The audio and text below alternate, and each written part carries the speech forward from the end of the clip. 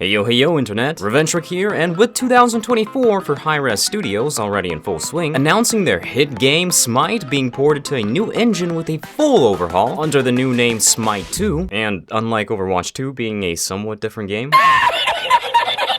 we Hi-Res fanboys held our breath collectively for another special title. Yes! That one. Beautiful. Paladins 2. And our prayers were answered because Evil Mojo just announced their biggest update yet. Paladins 2! Oh my what god, the heck that's is a that? bug. That's a bug. That's a bug. What That's the heck is that? That's a Grover skin. Hi-Res, hello? No, it's ready, dude. What do you mean? Look at him. Kill me. It's ready, bro.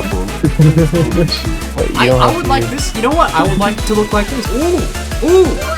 Bang. That's a very cool. That's 60 FPS, right? Click on the other one. What the f is this? That's gotta be a placeholder. There's no way. That's gotta be a placeholder.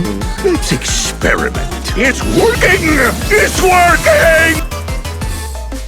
What the fuck? Yeah, as usual, Hi-Res never fails to let me down. But in all honesty, I didn't expect to see a Paladins 2 anytime soon either way. If ever. The game's just not profitable enough for them to try again, but you never know, as they have recently relaunched Tribes through a separate studio, but that's a separate topic entirely.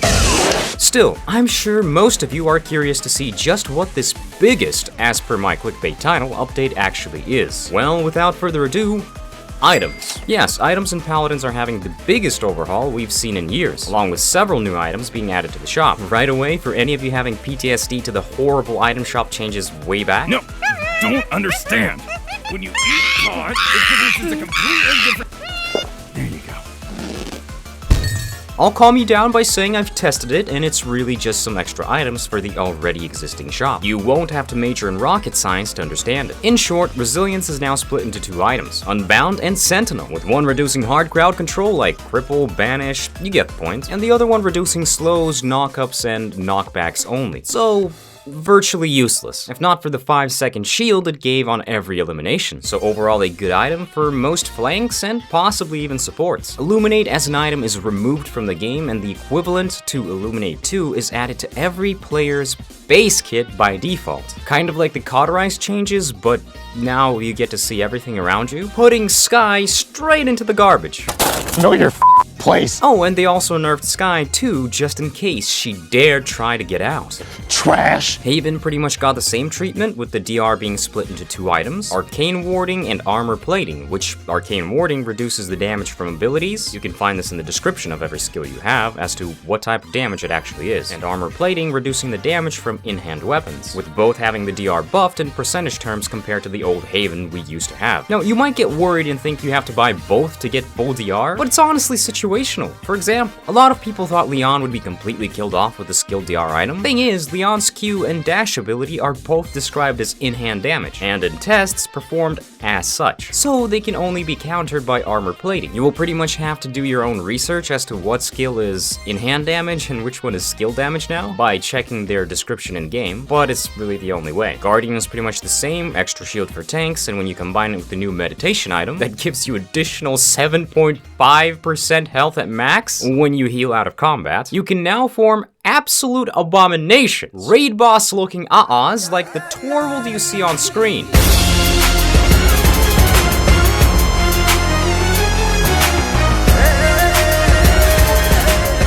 Let's get it. Enough talk.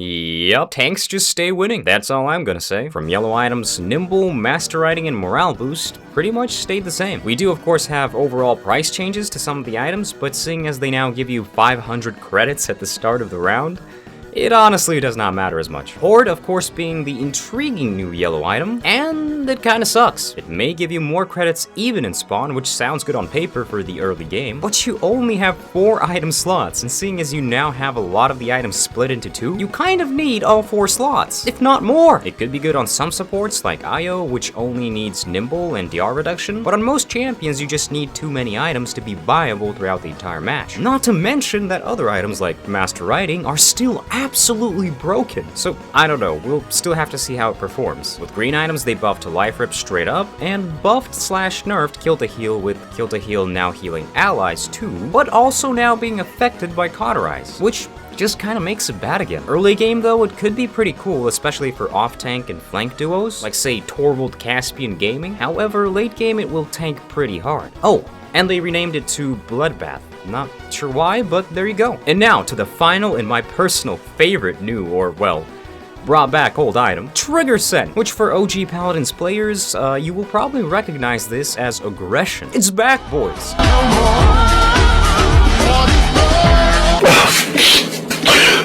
Only a bit worse. See, as it's not straight up bonus damage buff, instead of being, you know, a 15% up in damage, it's now max damage bonus for 5 seconds after getting an elimination. Meaning this will be a great throwaway item for Buck or any other flank that just farms the back line. It's a good snowball item and a decent counter to all the DR, but sadly, I think it will rarely get picked up due to the amount of crowd control and other items just outshining it in terms of performance. I have no clue why they didn't add one more slot if they were planning to add so many new items, but maybe in the future Evil Mojo will consider doing this. And that's it. This concludes the item shop part of the update. See, it wasn't that bad. I'd still say who asked, but any update to Paladins at this point, especially balance-wise, is pretty intriguing, and I'm definitely not against it. The items actually make some sense, with a lot of them giving you new options instead of just defaulting to buying Haven and Resilience, or Veteran Rejuvenate in the majority of your games. It's definitely a refreshing change. Now, onto the actual balance side of things, we do have some notable changes, like V becoming somewhat of a viable pick with some talent overhauls, and oh my, they actually wrote a book!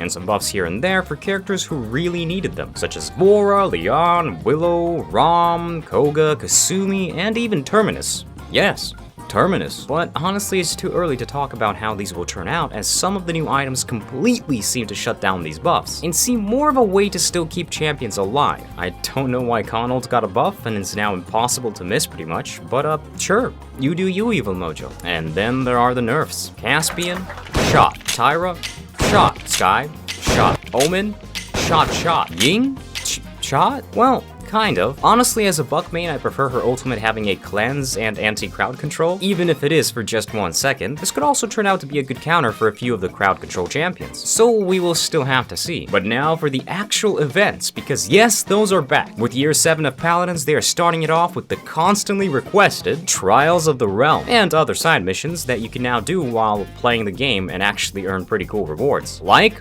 290 gold! What a bunch of cheapskates! Or some crystals, avatars, and special chests with more loot. It's a pretty cool side thing to do as you get through your games, but did the quests really need to pop up as completed on the left side of the screen, not allowing you to click anything for, well, a solid 1-2 minutes? I guess so. It's just mildly infuriating. It's these small little things, man. This will also replace the daily logins we had earlier, and the event pass contains some dragon-themed skins that at the time of test servers were, feeling under the weather. Oh! Dude! What the f— But in general, they look pretty okay. Honestly, nothing too spectacular. Recently, the skins have been sort of a miss, if anything, for me, but to each their own. Limited time game modes will continue to cycle throughout the patch, so those aren't going anywhere.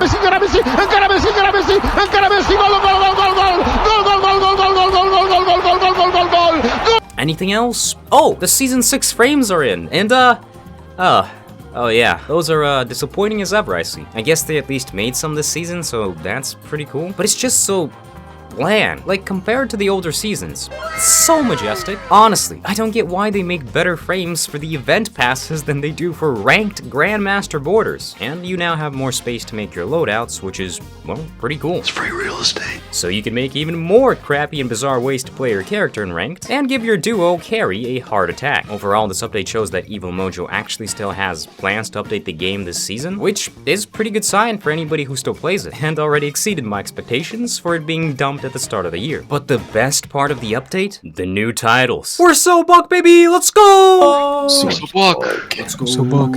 What do you mean, deprecated dummy title?